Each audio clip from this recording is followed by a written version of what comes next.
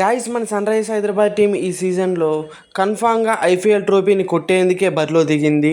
ఇప్పటి వరకు ఆడిన 2 మ్యాచ్ల్లో మన బ్యాటర్స్ అపోనెంట్ టీం ఒక బౌలర్స్కి చెమటలు పట్టించారు. మొదటి మ్యాచ్ జస్ట్ 4 రౌండ్తో మిస్ అయ్యారు, కానీ మొదటి మ్యాచ్ కూడా మన సన్ రైజ్ హైదరాబాద్ గెలిచే అవకాశం అయితే ఉన్నింది. ఇంకా సెకండ్ మ్యాచ్లో ట్రావిస్ హెడ్ని ప్లేయింగ్ లెవెన్లో తీసుకురావడం, అలాగే అభిషేక్ శర్మని నంబర్ 3 పొజిషన్లో ఆడించడంతో మన సన్ రైజ్ హైదరాబాద్ ఒక టాప్ ఆర్డర్ అయితే మరింత స్ట్రాంగ్ అయింది.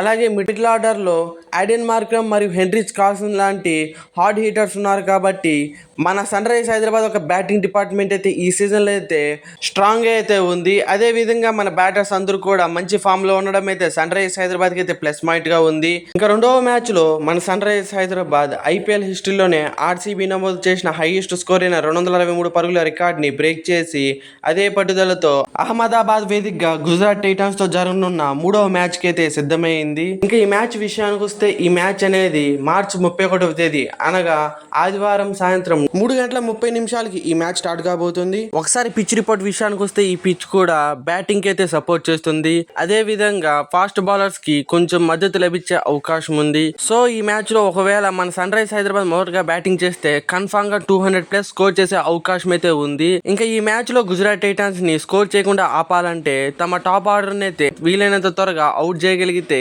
కన్ఫామ్ గా గుజరాత్ టైటాన్స్ అయితే ప్రెజర్ లో పెట్టే అవకాశం అయితే ఉంటుంది. ఇంకా గత మ్యాచ్ లో ఇంపాక్ట్ ప్లేయర్ గా వచ్చిన ఉమ్రాన్ మాలిక్ కేవలం 1 ఓవర్ వేసి 15 రన్లు అయితే ఇవ్వడం అయితే జరిగింది.